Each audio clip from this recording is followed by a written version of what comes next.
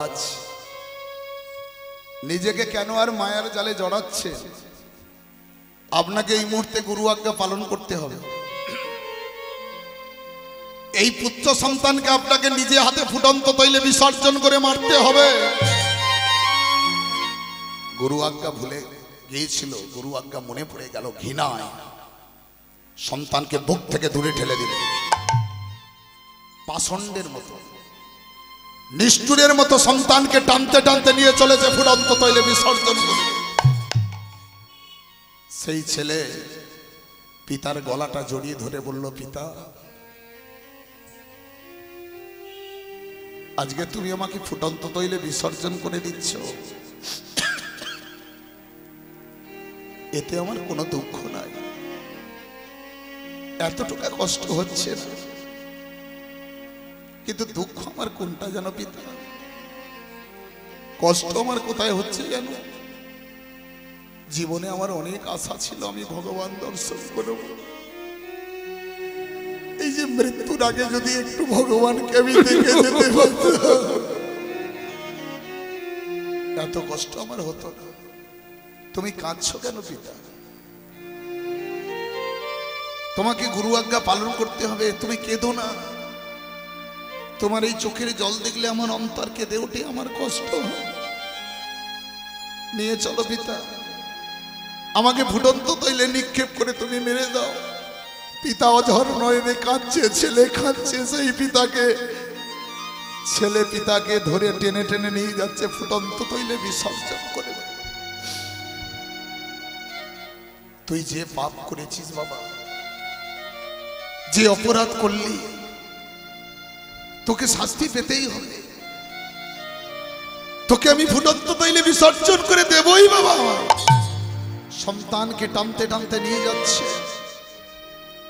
তপ্ত তৈলের কাছে গেলেন, যে তেলটা টকবক করে ফুটছে, সেই পিতা সন্তানকে তুলে ফুটন্ত তৈলে বিসর্জন করবে।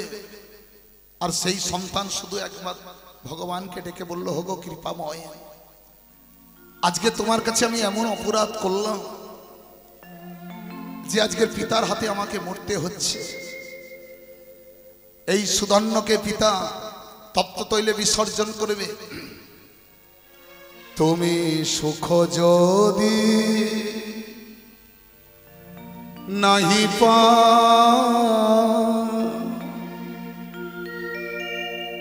যাও সুখের সন্ধানে, যাও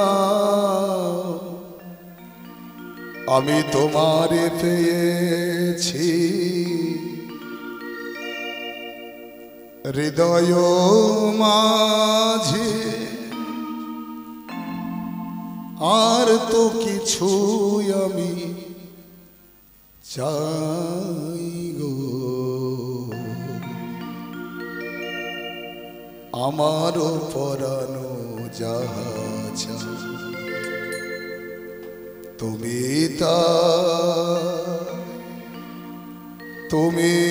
তাই গো, আমার পরানো যাহা চাই। হরে কৃষ্ণ হরে কৃষ্ণ হরে কৃষ্ণ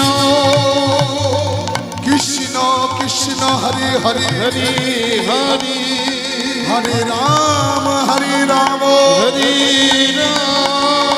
রাম রাম হরে হরে রাম রাম হরে হরে। পিতা পিতা বলে সন্তান ডাকে উচ্চ ঈশ্বরে, ডাকে উচ্চ ঈশ্বরে। সেই পিতা সন্তানকে তুলিয়া ফুটন্ত তৈলে বিসর্জন করে, বিসর্জন করে ফেলে দিলেন। ফুটন্ত তৈলে পাষণ্ডের মতো সুধন্যকে তপ্ত তৈলে বিসর্জন করে দিলেন। ছেলের মৃত্যু দেখতে পারবে না, ছেলের মৃত্যু সহ্য করতে পারবে না। মহারাজ হংসধ্বজ ছুটতে ছুটতে গিয়ে ভগবানের মন্দিরে ভগবানের চরণে আছাড় খেয়ে বললেন। পাশে দুধ দাঁড়িয়েছিল, সৈনিক সামন্ত আত্মীয় স্বজন পরিজন বর্গ সবাই দাঁড়িয়ে আছে। সুধন্যর মৃত্যুটা কি করে হয় দেখবে। এই যে সুধন্য যে তপ্ত তৈলের মধ্যে বিসর্জন হচ্ছে বাবা, শুধু বদনে কৃষ্ণ নাম নিয়ে ভক্তের লাগি ভগবান কাঁদলেন। অন্তর্যামী ভগবান ভক্তের কষ্ট দেখে আর থাকতে পারল না, তাড়াতাড়ি করে এসে তপ্ত তৈলের মধ্যে বসে পড়লেন। আর যখনই তপ্ত তৈলের মধ্যে বসে পড়েছে, সুধন্যকে পিতা যখন ফুটন্ত তৈলে বিসর্জন করে দিয়ে পিতা ছেলের মৃত্যু দেখতে পারবে না ভেবে ঘুরে না তাকিয়ে সোজা চলে গেল ভগবানের মন্দিরে। ভগবান সুধন্যকে তাড়াতাড়ি করে নিজের কোলে বসিয়ে নিলেন। সেই ভগবানের কোলে বসে সুধন্য করজোরে হরিগুণ গান গাইছে। কিন্তু পাশে দুধ দাঁড়িয়েছিল, সৈনিক সামন্ত আত্মীয় স্বজন পরিজন বর্গ সবাই লক্ষ্য করলো যে তেলটা টকবক করে ফুটছে, সেই তেলের মধ্যে তার পিতা সুধন্যকে বিসর্জন করে দিল। সেই সুধন্য তপ্ত তৈলের মধ্যে ছটফট না করে, মৃত্যুবরণ না করে সে হরিগুণ গান গাইছে। সে চোখ তো তাদের নাই, ভগবানের কোলে ভক্ত বসে ভগবানের নাম করছে, সে চোখ তাদের নাই। কিন্তু আজকের সুধন্য ভগবানের কোলে বসে ভক্ত আমার গাইছে, সুধন্য গাইছে, সবাই আমরা গাইব। ভগবানের কোলে ভক্ত বসে গাইছে, সবাই হাত দুটো জড়ো করুন প্রেম সে, সবাই গাইবেন আমার সঙ্গে। কৃষ্ণ কেশব কৃষ্ণ মাধব সুধা মাখা কৃষ্ণ নাম রে, মধু মাখা এই নাম। কৃষ্ণ কেশব কৃষ্ণ মাধব সুধা মাখা কৃষ্ণ সবাই গাইবেন, সবাই। রে, মধু মাখা কৃষ্ণ কৃষ্ণ কেশব কৃষ্ণ মাধব সুধা মাখা কৃষ্ণ নাম রে, মধু মাখা এই নাম। কৃষ্ণ কেশব কৃষ্ণ মাধব সুধা মাখা কৃষ্ণ রে, মধু মাখা কৃষ্ণ জপরে জপরে জপরে রসনা, জপরে জপরে জপরে রসনা, জপরে জপরে জপরে রসনা, জপরে জপরে জপরে রসনা, মধু মাখা কৃষ্ণ নাম রে, সুধা মাখা এই নাম। কৃষ্ণ কেশব কৃষ্ণ মাধব সুধা মাখা কৃষ্ণ নাম রে, মধু মাখা কৃষ্ণ এই নাম জপ হলো আপনারে,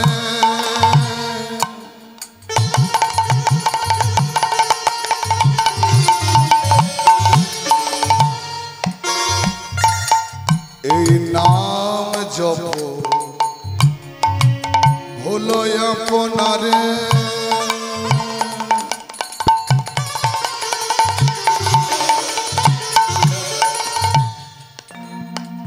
Ga ba pa ga ba pa ga ba pa ma pa ga ma pa ma ga re sha, ni ni dha pa dha da pa ma pa pa ma ga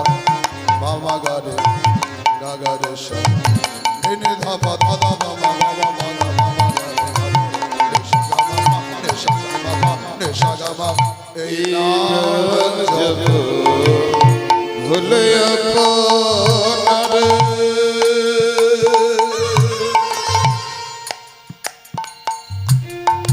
মিটে যায় তৃষা প্রেম পারে এই নাম জপ ভুলে আপনার মিঠে যায় তৃষা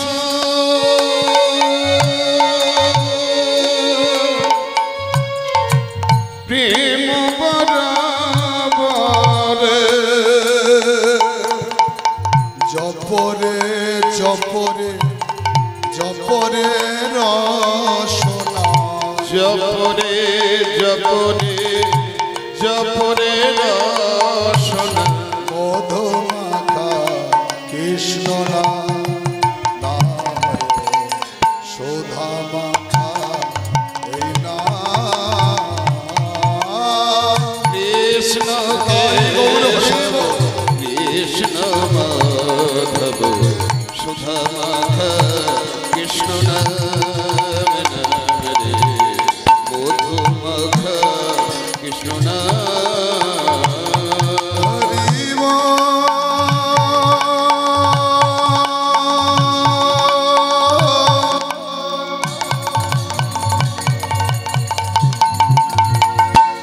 হরে কৃষ্ণ হরিব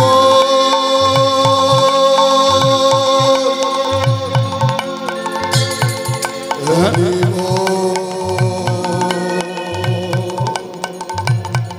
হরে কৃষ্ণ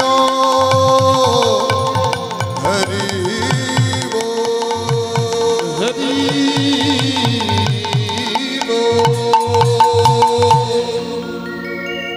পাপ করলে ভুগতে হবে, ঋণ করলে শুধতে হবে। পাপের বাবার নাম কি? পাপ তো সবাই করে, পাপের বাবার নাম কি? এই মরেছে। সমবেত ভক্তমণ্ডলী ভক্তিমতী মায়েরা, তাহলে বলে যাই, শুনবেন। পাপের বাবাকে, এক ভক্ত ছিল, সে ভেবেছিল জীবনে আমি পণ্ডিত হব। তা তার বাবার কাছে বলেছিল, বাবা আমি বিদেশে যাব, বিদেশে গিয়ে সমস্ত পুঁথিপত্র পড়ব, গ্রন্থ পড়ব, পণ্ডিত হয়ে আসবো, 2 বছর সময় লাগবে। তার বাবা বলল কি করতে হবে? বলে আমাকে 50,000 টাকা দিতে হবে। যা জায়গা জমি যা ছিল সব কিছু বিক্রি করে ছেলেকে 50,000 টাকা তুলে দিয়েছে। ছেলে বিদেশে গেছে, সমস্ত গ্রন্থ পড়েছে, পড়ে 2 বছর পর বাড়ি ফিরেছে। আর বাড়ি ফেরা মাত্র বলছে, পিতা আমি পণ্ডিত হয়ে গেছি। বলে তুই বাবা পণ্ডিত হয়ে গেছিস? তা পিতা তখন বলল, আচ্ছা বাবা বলতো পাপের বাবার নাম কি? বলে বাবা আমি এটা পড়েছিলাম কিন্তু ভুলে গেছি, তুমি একটু সময় দাও, আমি তোমাকে বই দেখে বলে দেব। সারা রাত ধরে পুঁথিপত্র বইপত্র খুলছে, সারা রাত ধরে খুঁজছে আর খুঁজে পাচ্ছে না পাপের বাবা কোথায় লেখা আছে। তার সকাল হয়েছে, বলল বাবা এক কাজ করো, আমাকে 20,000 টাকা দাও, আমি বিদেশে যাব, গিয়ে পাপের বাবার নাম জেনে আসো। বলে ওরে খোকা, যা ছিল সব বিক্রি করে তোকে দিয়ে দিয়েছি, আর পাপের বাবার নাম তোকে জানতে হবে না? বলে না বাবা, তুমি যখন বলেছো পাপের বাবার নাম কি, আমি জেনে আসবো। তা বলে আমি তোকে 1 টাকা দিতে পারবো না। বলে ঠিক আছে, পায়ে হাঁটতে হাঁটতে যাবো। সকালবেলায় বেরিয়ে পড়েছে। পণ্ডিত ব্যক্তি, মাথায় চৈতন্য আছে, গলায় তুলসী মালা আছে, তিলক সেবা আছে। তা বাবা পথ ধরে হাঁটতে হাঁটতে খুব ক্লান্ত হয়ে পড়েছে, জল পিপাসায় কাতর হয়ে গেছে। তা পথ ধরে যেতে যেতে দেখলো পথের ধারে একটা ঘর দেখতে পেয়েছে, ছোট পর্ণকুটির টাইপের ঘর দেখতে পেয়েছে। যখন সেই দরজায় গিয়ে কড়া নেড়েছে, একটা সুন্দর রমণী বেরিয়ে এসে, সুন্দর রমণী বেরিয়ে এসে বলছে, কে আপনি, আমার দরজায় কড়া নাড়ছেন? বলছে আমি পিপাসায় কাতর হয়ে পড়েছি, আমাকে 1 গ্লাস জল দিতে পারবেন?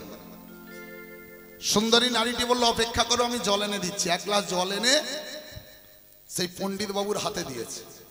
1 গ্লাস জলটা পান করে বলছে, আপনাকে দেখে তো মনে হচ্ছে আপনি খুব ক্লান্ত, তো একটু আমার গৃহে বিশ্রাম করুন।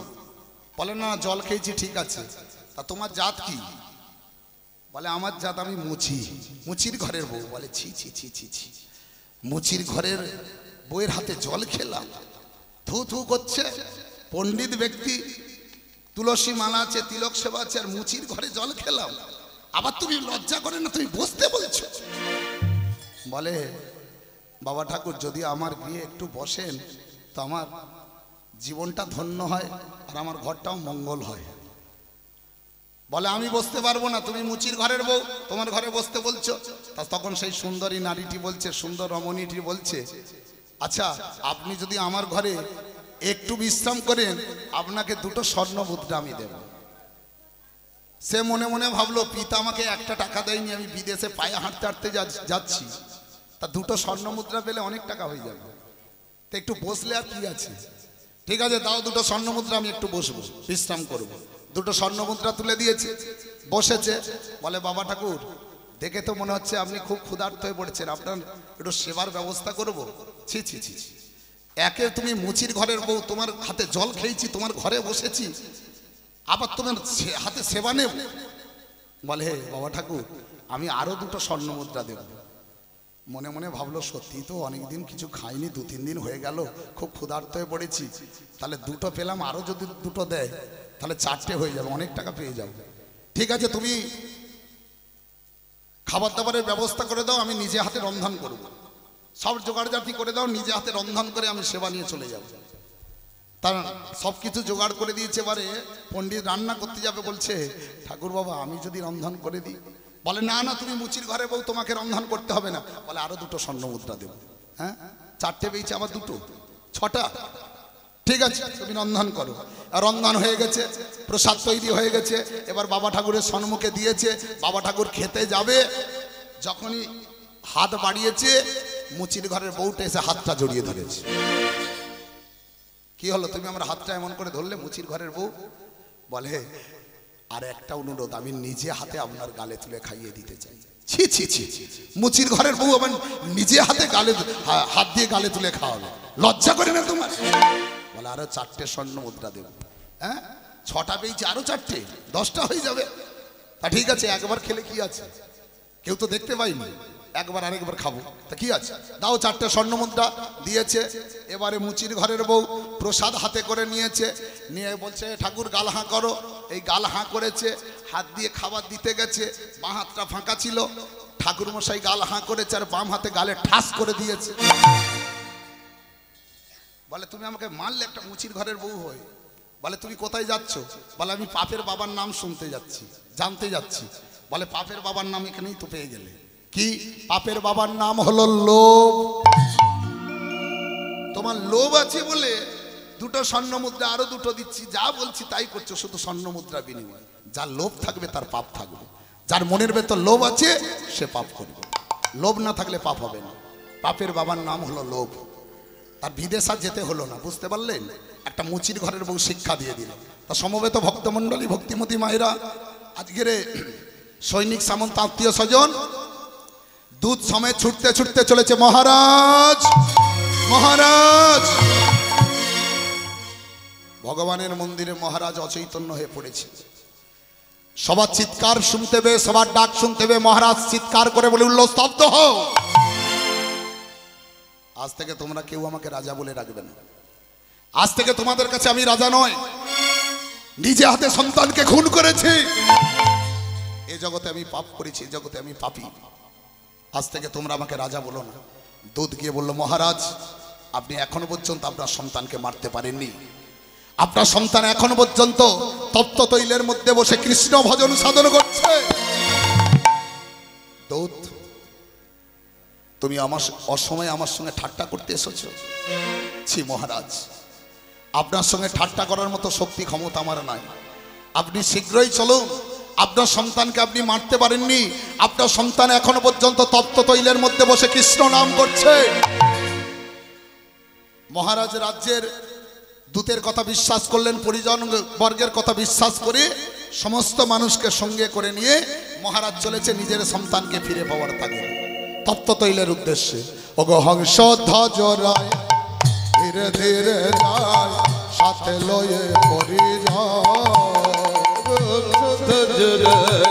ধীরে ধীরে ধীরে যায় সাথে লয়ে পরিজন।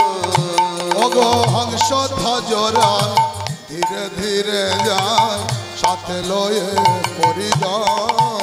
ওগো হংস ধ্বজরা ধীরে ধীরে যায় সাথে লয়ে পরিজন। দেখে পুত্র বসে আছে যেন পদ্ম মাঝে, যেন পদ্ম মাঝে পুত্র বসে আছে যেন পদ্ম মাঝে, বসে আছে যেন পদ্ম মাঝে। কৃষ্ণ নাম করিছে স্মরণ, কৃষ্ণ নাম করিছে স্মরণ। দেখে পুত্র বসে আছে যেন পদ্ম মাঝে, পুত্র বসে আছে যেন পদ্ম মাঝে। কৃষ্ণ নাম করিছে স্মরণ, কৃষ্ণ নাম করিছে স্মরণ। আই আই আমার কোলে আয় কোলে আই আই আমার কোলে আয় রে, আই আই আমার কোলে আয় রে আই আই আমার কোলে আয় রে। ওরে আমার হারানিধি, আই আই আমার কোলে আয় রে, ওরে আমার হারানিধি। বলি ওরে আমার নয়ন মণি, আমার হারানিধি। বলি ওরে আমার নয়ন মণি, আমার হারানিধি। বলি ওরে আমার নয়ন মণি। তাই হারানিধি রে আমার নয়নমন, ওরে আমার হারানিধি। আই আই আমার কোলে আয় রে। মহারাজ গিয়ে দেখলেন তারই পুত্র সন্তান তপ্ত তৈলের মধ্যে বসে কৃষ্ণ ভজন সাধন করছে। মহারাজ তো আর সে চোখ নাই ভগবান দর্শন করবে, সন্তানকে তপ্ত তৈল থেকে বুকে তুলে নিলেন। মহারাজ বলল, সন্তান আজকে আমি বুঝতে পেরে গেলাম বাবা, তোর দ্বারাই ভগবান কৃষ্ণ বিরাজমান, তুই আমাকে ক্ষমা কর বাবা। সুদর্ণ পিতার চরণ দুখানা জড়িয়ে ধরে বলল, পিতা আজকের আমি অপরাধ করেছি, ভুল করেছি, তার শাস্তি আমি পেয়েছি, এখন তুমি আমাকে আশীর্বাদ দাও। তোমার আশীর্বাদ নিয়ে এই যুদ্ধে আমি যেতে চাই। মহাবীর অর্জুনের সঙ্গে যুদ্ধে অর্জুনকে পরাস্ত করে এই রাজ্যে বন্দী করতে চাই। মহারাজ সন্তানকে বুকের মধ্যে জড়িয়ে ধরে আদর করছে, মুখে চুম্বন করছে। ওদিকে গুরুদেব খবর পেয়ে গেছে। গুরুদেব ছুটতে ছুটতে এসে বলল, মহারাজ আমি আপনাকে আজ্ঞা করলাম এই সন্তানকে ফুটন্ত তৈলে বিসর্জন করে মেরে দেবার জন্য, আর সেই সন্তানকে আপনি বুকের মধ্যে জড়িয়ে ধরে আদর করছেন, মুখে চুম্বন করছেন। মহারাজ তাড়াতাড়ি করে গুরুদেবের চরণধলি মস্তকে নিয়ে বলল, গুরুদেব নিজের হাতে পুত্র সন্তানকে আমি বিসর্জন করেছিলাম, এই সন্তানকে আমি ফুটন্ত তৈলে বিসর্জন করে দিয়েছিলাম, কিন্তু আমার সন্তানকে আমি মারতে পারিনি। আমার সন্তানের দ্বারাই আজকের ভগবান বিরাজমান, আমি জেনে গেছি, বুঝে গেছি। গুরুদেব বলছে, মহারাজ এত বড় মিথ্যা কথা আপনি কি করে বলছেন আমার কাছে? যে তেলটা টকবক করে ফুটছে সেই তেলের মধ্যে কোনো মানুষকে ফেলে দিলে বেঁচে থাকতে পারে না, আর আপনি আপনার পুত্র সন্তানকে তপ্ত তৈলে বিসর্জন করে দিয়েছেন, সেই সন্তান বেঁচে আছে, আপনি বলছেন আমাকে বিশ্বাস করতে হবে। গুরুদেবের মনে সন্দেহের বাসা বাঁধল, মনে মনে ভাবলো এই তেলের মধ্যে কোনো গলদ আছে। সঙ্গে সঙ্গে গুরুদেব দূতকে বলল, দূত একটি নারিকেল ফল আমাকে এনে দাও। দুধ ছুটতে ছুটতে গিয়ে একটি নারিকেল ফল এনে গুরুদেবের হস্তকে প্রদান করলেন। গুরুদেব বলল, শুনুন মহারাজ, এই তেলটিকে আমি পরীক্ষা করব, এই নারিকেল ফলটি তৈলের মধ্যে বিসর্জন করব। যদি নারিকেল ফলটি প্রকৃত তপ্ত থাকে তাহলে সঙ্গে সঙ্গে ফেটে যাবে, আর যদি তেলের মধ্যে কোনো গলদ থাকে তাহলে নারিকেল ফলটি কোনোদিনই ফাটবে না। মহারাজ বলল, গুরুদেব আপনি পরীক্ষা শুরু করেন, আমি আদেশ দিলাম। এই গুরুদেব নারিকেল ফলটি নিয়ে পরীক্ষা শুরু করলো। তপ্ত তৈল পরিষদে বল শতখান হইল, শতখান হইল, শঙ্খ হইতে উঠিয়া আসিয়া বাজিল, আসিয়া বাজিল। যেই মাত্র নারিকেল ফলটি তপ্ত তৈলে বিসর্জন করে দিয়েছে, সঙ্গে সঙ্গে নারিকেল ফলটি ফেটে গিয়ে এক টুকরো ঠিকরে এসে গুরুদেবের মস্তকে লাগা মাত্র গুরুদেব মাটি দেওয়া ছাড় খেলেন। সুধন্য এসে গুরুদেবের চরণ দুখানা জড়িয়ে ধরেছে। গুরুদেব ক্ষমা করবেন, আমি পাপ করেছিলাম, ভুল করেছিলাম, তার শাস্তি আমি পেয়েছি। আপনি এখন আমাকে আশীর্বাদ দেন, এই যুদ্ধে যাব, পিতার ইচ্ছা পূরণ করবো, অর্জুনকে যুদ্ধে পরাস্ত করব। গুরুদেব বলল, বাবা সুধন্য, আজকের আমি বুঝে গেছি বাবা, তোর দ্বারাই ভগবান কৃষ্ণ বিরাজমান। আমি যে পাপ করেছি, যে অপরাধ করেছি, পাপের প্রায়শ্চিত আমি নিজেই করব। গুরুদেব তাড়াতাড়ি করে উঠে নিজ হতে ছুটতে ছুটতে গিয়ে তপ্ত তৈলে ঝাঁপ দিলেন। রাকে হরি মারে কার মারে হরি রাকে কে, গুরুদেব নিজ হতে তপ্ত তৈলে ঝাঁপ দিয়ে মারা গেলেন। এবার সুধন্য পিতার চরণে বসলো, পিতার চরণধলি, পিতার আশীর্বাদ মাথায় নিয়ে ভগবানের মন্দিরে গেলেন। সর্বাঙ্গে কৃষ্ণ নাম লিখলেন, যুদ্ধের জয়পত্রে তিলক আঁকলেন, অস্ত্র নিলেন, যুদ্ধের পোশাক ধারণ করলেন। ভগবানকে ডেকে বলছে, ওগো দয়াময়, আজকের আমি অর্জুনের সঙ্গে যুদ্ধ করব, তুমি শক্তি দাও, তুমি ক্ষমতা দাও, এই যুদ্ধে যেন অর্জুনকে পরাস্ত করতে পারি, পিতার ইচ্ছা যেন আমি পূরণ করতে পারি। সর্বাঙ্গে কৃষ্ণ নাম নিয়ে এই কৃষ্ণ ভক্ত সুধন্য ভগবানের চরণে পড়ে কাঁদছে আর ভগবানের জয়গান গাইছে। চলুন সবাই মিলে হাতে তালি দিয়ে গাইব, সবাই মিলে বলবো, ভজ হরে মন, সবাই গাইব।